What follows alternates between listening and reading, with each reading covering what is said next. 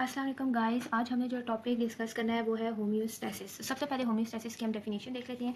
Homeostasis is the tendency to maintain a stable relatively constant internal environment is called homeostasis. ठीक है, homeostasis का क्या मतलब है कि हमारी बॉडी के अंदर ये एबिलिटी है कि वो अपना इंटरनल इन्वायरमेंट को स्टेबल रख सके, ऑलमोस्ट कांस्टेंट इंटरनल इन्वायरमेंट को मेंटेन कर सके। ठीक है, इस एबिलिटी ऑफ अ बॉडी को हम कहते हैं homeostasis.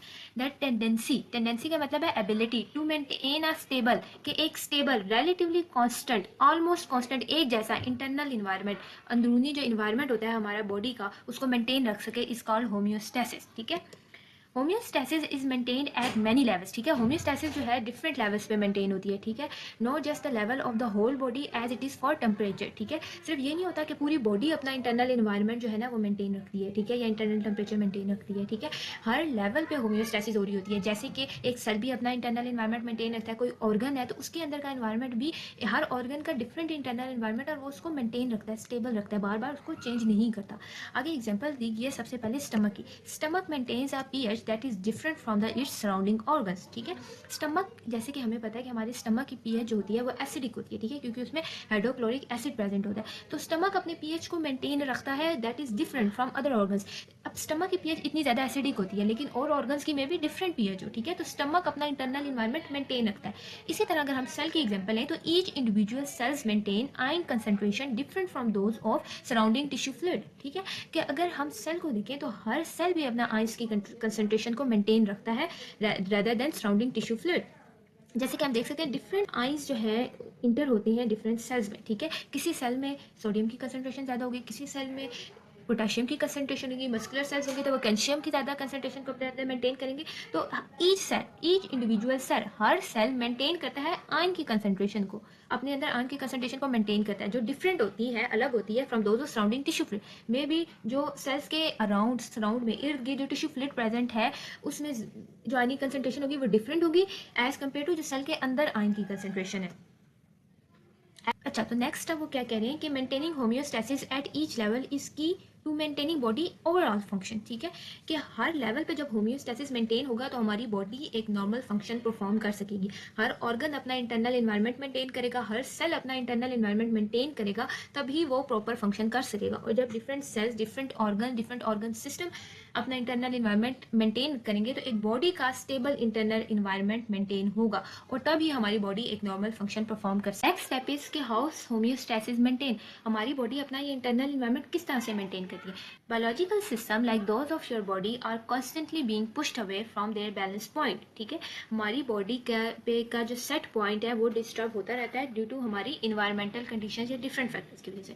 For example when you exercise, जब हम एक्सरसाइज करते हैं तो your muscle increase heat production, तो हमारे मसल्स में हीट प्रोडक्शन इंक्रीज हो जाती है। ठीक है, pushing your body temperature upward, इस और इससे क्या होता है कि हमारा बॉडी टेम्परेचर इंक्रीज होता है, बढ़ जाता है। ठीक है, जब भी हम एक्सरसाइज करते हैं तो हमें ऐसा लगता है कि हमें गर्मी लग रही है, क्यों? क्योंकि हमारा बॉडी का टेम्परेचर इंक्रीज हो जाता है। इसी तरह जब हम एक when you drink a glass of fruit juice your blood glucose goes up. इसी तरह अगर हम कोई भी मीठी चीज़ खाएंगे और इवन एक ग्लास ऑफ फ्रूट जूस पियेंगे तो उससे भी हमारा क्या होगा कि हमारा जो एक ब्लड में ग्लूकोज लेवल है यानी शुगर लेवल वो इंक्रीज हो जाएगा। ठीक है, अब इन सब को मेंटेन करने के लिए कौन फंक्शन में आता है? Homeostasis. Homeostasis is the ability of the body to detect, सबसे पहले बॉडी क्या करेगी? डिटेक्ट करेगी कि हाँ भाई वाकई में बॉडी में कोई चेंज आया है जिसने उसको उसके सेट पॉइंट से हटा दिया, एंड अपोज दीज चेंजेस, फिर उसकी चेंजेस को अपोज करेगी। यानी अगर बॉडी का टेम्परेचर इंक्रीज हो रहा है तो वो अपोज करेगी, वो इंक्रीज नहीं होने देगी, वो कम करने की कोशिश करेगी। And work to maintain a balance point. ठीक है, फिर बॉडी हमारी वर्क करेगी, डिफरेंट मैकेनिज्म को स्टार्ट करेगी ताकि वो अपना बैलेंस को मेंटेन कर सके। जैसे एक्सरसाइज में हीट प्रोडक्शन होती है, हमारी बॉडी, हम हॉट फील करते हैं तो उससे क्या होगा कि हमारी body sweat gland sweating start करेंगे, हमें पसीना आना स्टार्ट हो जाएगा, हमारा ब्रीथिंग रेट इंक्रीज हो जाएगा। ठीक है, हमारी जो ब्लड वेसल्स हैं स्किन के अंदर वो डायलेट हो जाएंगी, जिसकी वजह से क्या होगा कि हीट रिलीज होगी हमारी बॉडी से और हमारा बॉडी टेम्परेचर डाउन हो जाएगा। सो इस तरह से डिफरेंट मैकेनिज्म्स को यूज़ करके ओवरऑल बॉडी में जो एक इंटरनल इन्वायरमेंट है वो मेंटेन होता है। Homeostasis responses in temperature regulation. अब क्या होता है कि जब अगर हम टेम्परेचर की खाली बात करें, अगर हमारी बॉडी का टेम्परेचर इंक्रीज हो जाए तो जो सेंसर्स होंगे इन पेरीफेरी, ठीक है, पेरीफेरी होता है आउटर रीजन, ठीक है, या एक्सटर्नल रीजन जो होता है उसको हम कहते हैं पेरीफेरी, एंड ब्रेन पेरिफेरी हमारे पास क्या होगा, जैसे स्किन, स्किन मतलब हमारे आउटर रीजन है, ठीक है, जो सबसे पहले कोई चीज़ को डिटेक्ट करेगी। And brain tells the temperature regulation centre of your brain in a reason called hypothalamus, ठीक है। हाइपोथैलेमस हमारे पास जो ब्रेन का हमने डिफरेंट पार्ट्स पढ़े हैं, तो हाइपोथैलेमस जो होता है उसका फंक्शन होता है कि वो हमारी बॉडी का टेम्परेचर को रेगुलेट करेगा, ठीक है। दैट तो जैसे ही हमारी बॉडी का टेम्परेचर इंक्रीज होगा तो ब्रेन को मैसेज आएगा, सेंसर सबसे पहले डिटेक्ट करेंगे पेरिफेरी में, जो आउटर रीजन में जैसे हमारी स्किन में जो सेंसर्स हैं वो डिटेक्ट करेंगे कि टेम्परेचर इंक्रीज हो गया।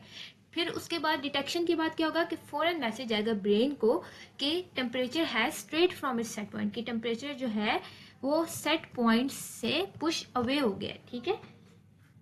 उसके बाद हमारे पास क्या होगा, लेकिन हाउ डज दिस वर्क, ठीक है। अब ये पूरा सिस्टम काम किस तरह से करेगा, तो सबसे पहले हमारे पास क्या आया कि हमारे पास स्टिमुलस है। स्टिमुलस हमारे पास क्या था कि बॉडी टेम्परेचर एक्सीड 37 डिग्री, कि बॉडी का टेम्परेचर 37 डिग्री से इंक्रीज हो गया।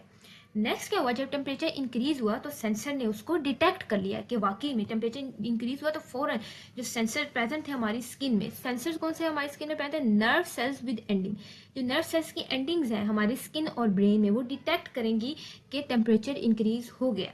उसके बाद क्या होगा कि वो इन्फॉर्मेशन को सेंड करेंगी to the control centre, control centre के पास भेजेंगे, और कंट्रोल सेंटर हमारे पास क्या होता है, ब्रेन हमारा, temperature regulatory centre in brain. जैसे अब हम टेम्परेचर की बात करिए तो temperature regulatory centre of brain के पास मैसेज जाएगा कि टेम्परेचर बॉडी का इंक्रीज हो चुका है। और नेक्स्ट क्या होगा, ब्रेन जो है इफेक्टर को सिग्नल भेजेगा।